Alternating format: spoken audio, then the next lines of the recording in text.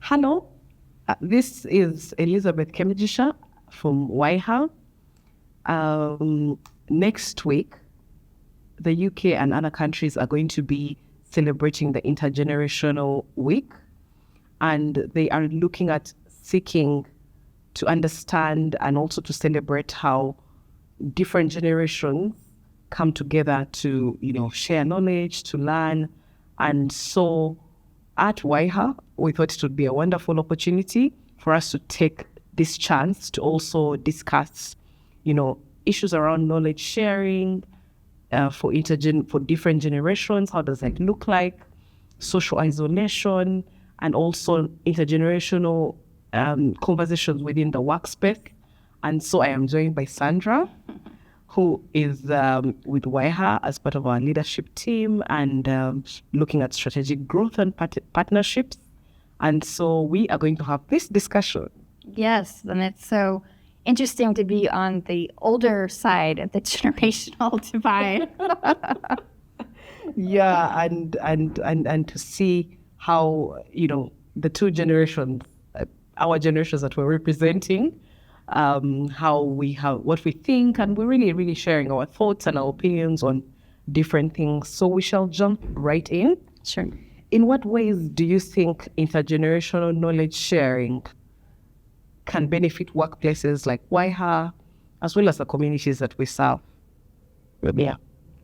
I think in some ways it's obvious, right? We've got more experienced generations who are able to share their actual experience. And with that, the knowledge just comes from living and seeing change.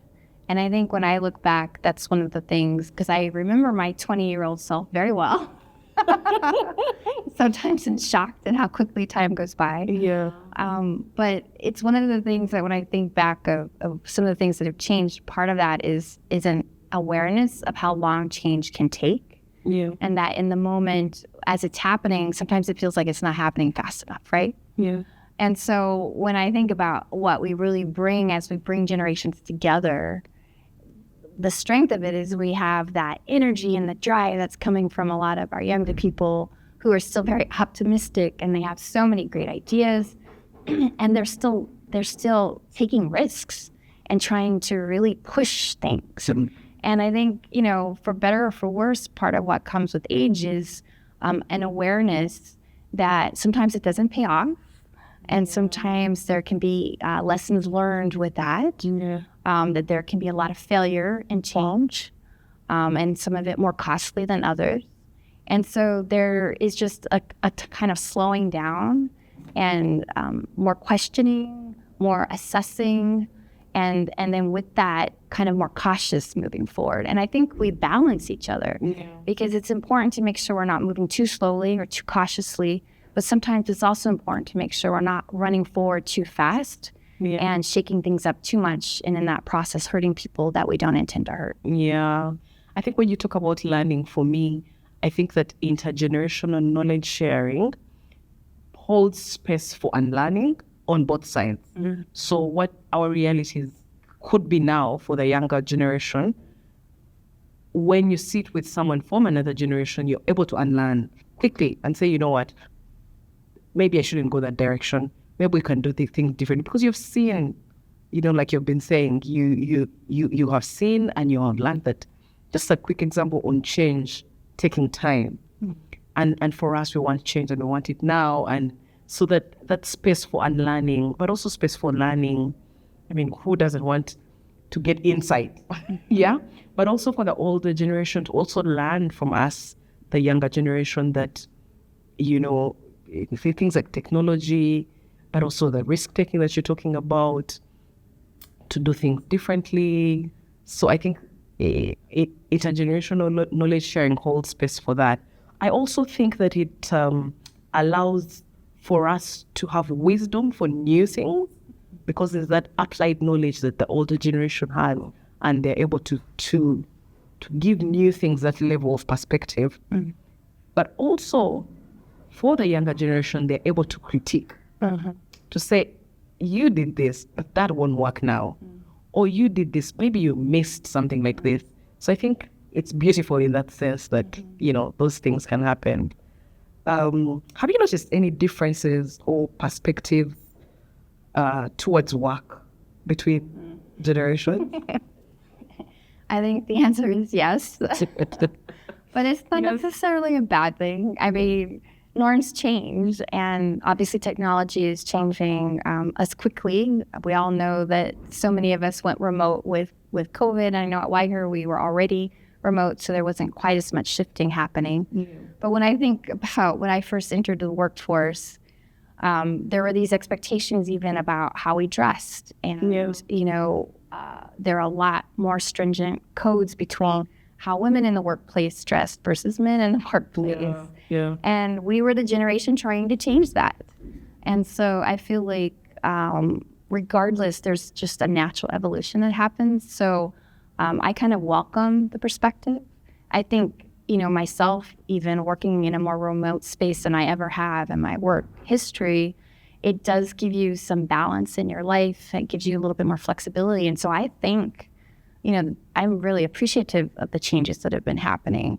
But I do think there are some differences just in terms of expectations with work. I know at Weiger, one of the things that we do is we're actually doing more and more work within workplace development. And with that, we do some data analysis within those environments. And one of the clear patterns we're seeing, regardless of who we're working with, is one of the big intergenerational differences is sort of what is a balanced work life. Yeah. And I think that's really one of the big things right now. Yeah, because, if you ask someone who's more your age, or you tell me, but, your definition might be different than mine. Yeah. And expectations of what a productive work day might be also could be different. Yeah. So I think those are some of the challenges we're trying to unpack now. And really, it's just all about having healthy discussions and coming up with norms that as a company or a work environment, we're all in agreement with. Yeah. I agree with you. And yeah, when you talk about balance, it looks different for me. And for me, another thing that I find very intriguing with work now is for our younger generation, we get into a workspace, we identify challenges, maybe one or two, and we'll quickly say, I am going to be here for this long to put in place maybe these changes. I'm going to maybe put processes for this. I'm going to transform how people do this. And once that is done, you're thinking, I need to go to the next thing. And that maybe sometimes looks like moving for another, maybe a higher role, but also moving into another company to probably maybe do the same thing. Look, we are thinking that is how we approach work. But I see for my aunties and, looking at my parents, they worked in the same place for 20 years. And I'm just like, what were you doing there? Why were you there for 20 years? And they also wonder, why are you leaving after 4 years? Why are you leaving after 5 years? So I think that it could be that we are in a rush, but it could be that we see work as that. So I don't know, do you have any insights on that or any thoughts on that? I mean, I don't know that I necessarily have insights per se, but I do understand what you're talking about. Because I know, with Generation X, I know when I first came into the workforce, there was also that expectation. You found the perfect job and you stayed there, and so you retired basically. But even in our generation, that quickly changed because, we're kind of that, I think of us as that hybrid generation where our education and what got us to the workplace wasn't necessarily based in technology and the internet and the World Wide Web. I mean, I laugh when I tell people, but I remember the World Wide Web when it was still just text and code. There were no graphics. And people were saying, this is going to change the world. And I was like, I don't know. This looks pretty boring. But then when it really just exploded and became graphical and usable and really did start changing industry, keeping pace with that change, I think really meant also changing jobs because your careers were changing. New things are getting developed because of the web. Old jobs were also changing in how they worked in this new way. And so to me, for a lot of us, it didn't make sense to stay in one place very long because everybody was just going through this tumultuous sort of process. And I think with AI, it's going to be we are right there. Yeah, it's right going to where be you are. a lot of the same thing happening again. And I think this is going to be a really right place for us to have good, healthy discussions about what were some of the lessons we've learned from, the changes that came with the web, and how is that going to be similar to what will happen now with AI? Yeah. And when you talk about AI and, you're bringing in technology, it brings me to social isolation. Yeah. What do you think about that in terms of the generational divide, in terms of workspace, the workforce, and social isolation? And now, with technology, having seen that change at that time, but also, moved with it and through to now where we are also where you were then with AI and many other technology things that Leave it to Kimmy to always ask the hard question. No, I mean, it's a really good one, because I know at Whitehair a big piece of how we work is first and foremost do no harm, right? Yeah. And I think, the beauty with technology is, especially when it's fresh and new, it's very exciting and it seems very promising. Yeah. And I remember the early days with the web where it was very much the same. Everybody was talking about this is going to democratize so many processes, systems. We're going to see people having access to information in ways they've never had before. Yeah. People are going to be more informed. They're going to have more power and agency. And so this was going to be the answer to so many of the world's problems. Yeah. And looking...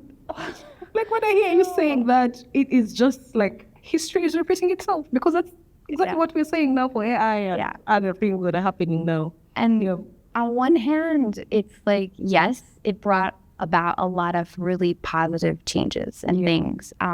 But there has been a negative side. And I think one of the negatives has been this type of isolation, the growing gaps between the haves and have-nots now with just this whole issue of digital access and literacy.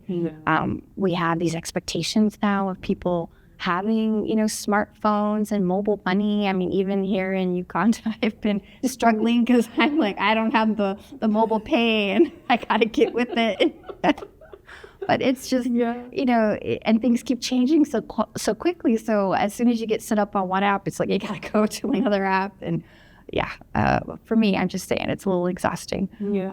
But no, it is something where there are hard conversations, I think, to be had, because we have so many systems that haven't even caught up to the last big change. We have laws, we have policies, we have things that are about the humanity and making sure that that we are not doing harm in the process of gaining all of these benefits.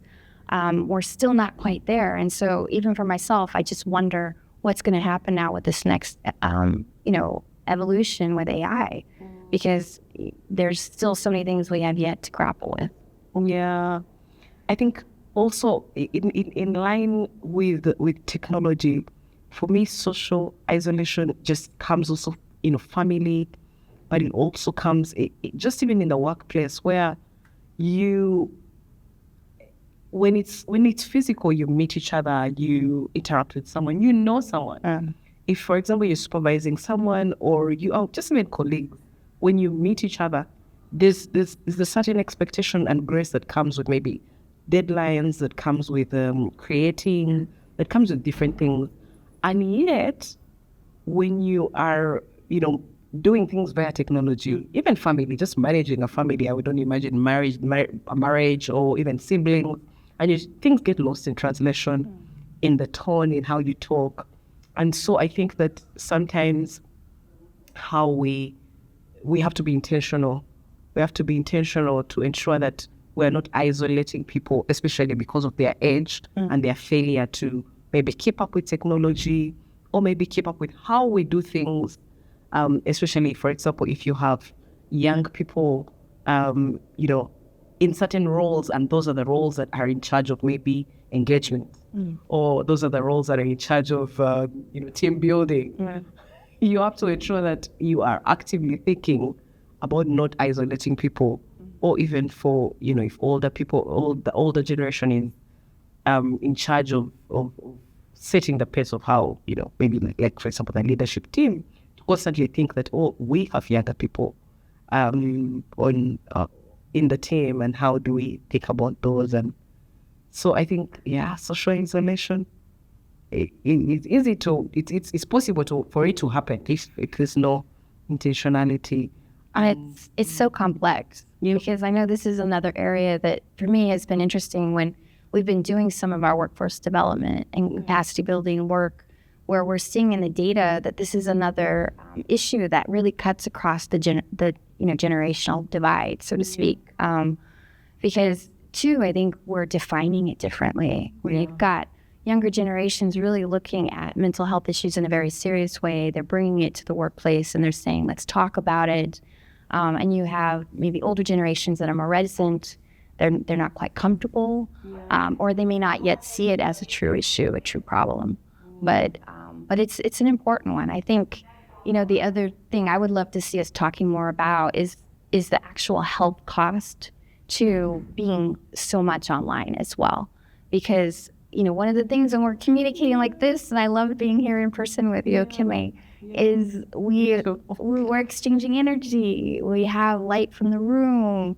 We are actually have our hormones are like interacting with each other. There are physical changes happening in our bodies because we're right next to each other talking. And you don't get that same experience and health benefit when it's a remote conversation.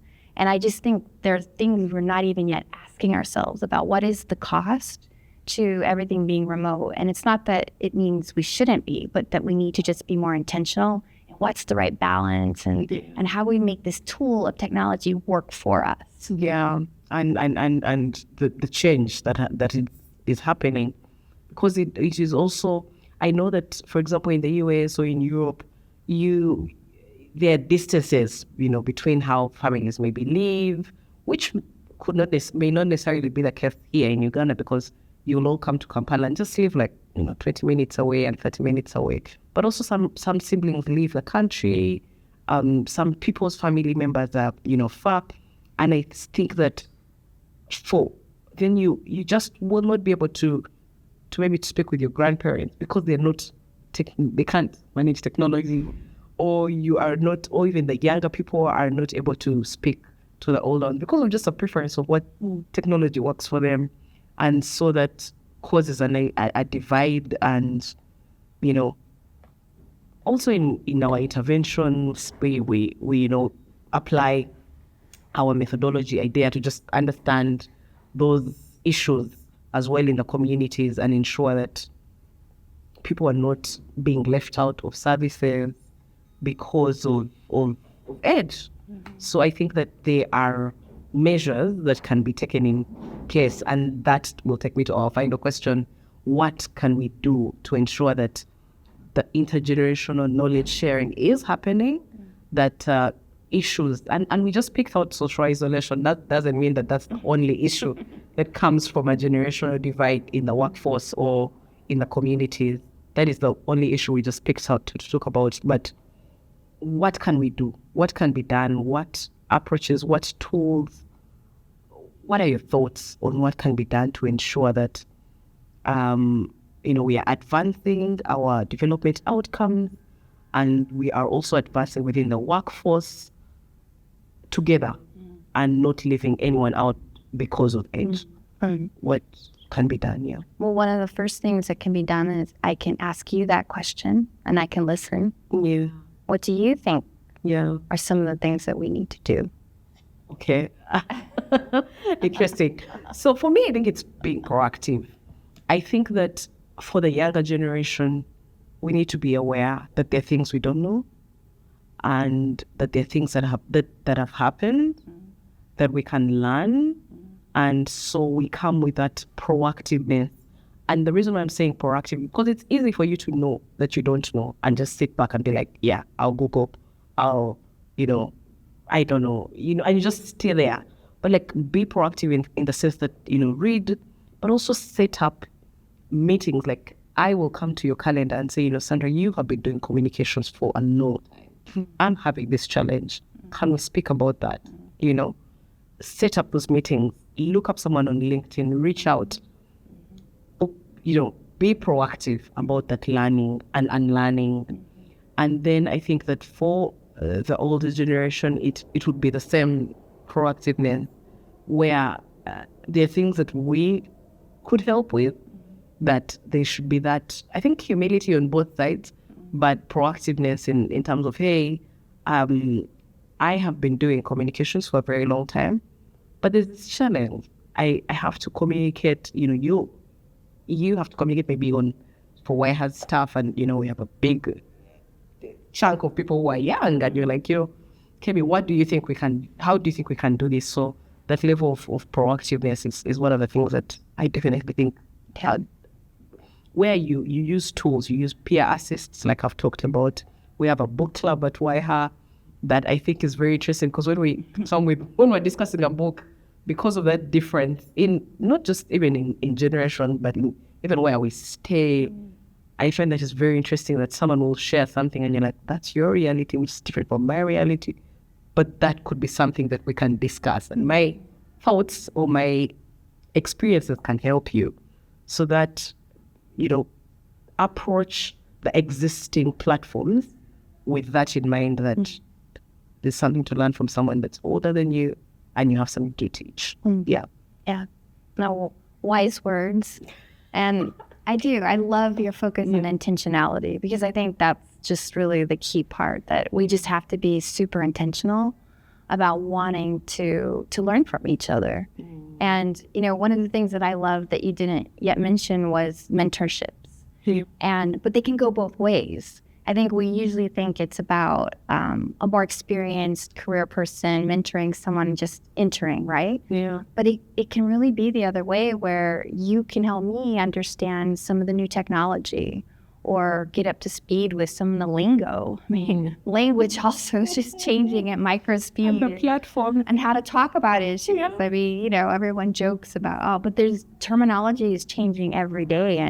And sometimes, you know, I'll be the first to admit, I'll say something that's not quite appropriate, not realizing that this is not actually the terminology anymore. And so welcome, you know, someone else saying, hey, actually, this is the better way to say this. So I think there are definitely ways that we can keep working on this. You know, the other thing I'll add is within programs and hiring, there's a lot of space there to support career development, and to support bringing in those new perspectives and voices of different generations. And so, you know, even if you have a position where one of our clients, for example, is asking for so many years of experience, sometimes there's room to actually negotiate that, or to bring in some kind of a transition where you have someone come in, and the expectation is that in a year, once they've been mentored a little bit in this position, they will take over. So I think there are ways we can definitely think creatively about how to change some of the systems that we're working in as well, that sometimes confine us to even being allowed to do this in ways that we want to. So we just got to keep these conversations going. Approach. I think that just generally approach life with that in mind, because many times we're thinking, girls, or and not to say that those are not isolated, you know, girls and women, and, you know, all these other issues, you know, surrounding gender and age is usually forgotten. So I think that level of intentionality, I like the idea of hiring. I think it's brilliant. Thank you. I will now close the conversation. I was going to say, we could keep going on this topic forever. I know. No, but we're going to close the conversation and now open it up to anyone who's watching. If you have any comments, any thoughts, please share them in our comment section, and continue to engage with the YHA pages. And we welcome your input, we welcome your thoughts. If you have anything that you have applied in your workspace that you think we can learn from, or anyone who's watching can learn from, please share it. Thank you very much. And that is it for today. Yes. Thank you, Kemi. And thank you, everyone, for listening. Yes. Oh, and thank you, Sandra. Actually, it's very good to catch you when you were in Uganda for this conversation. So thank you very much. Thank you. Oh, my God.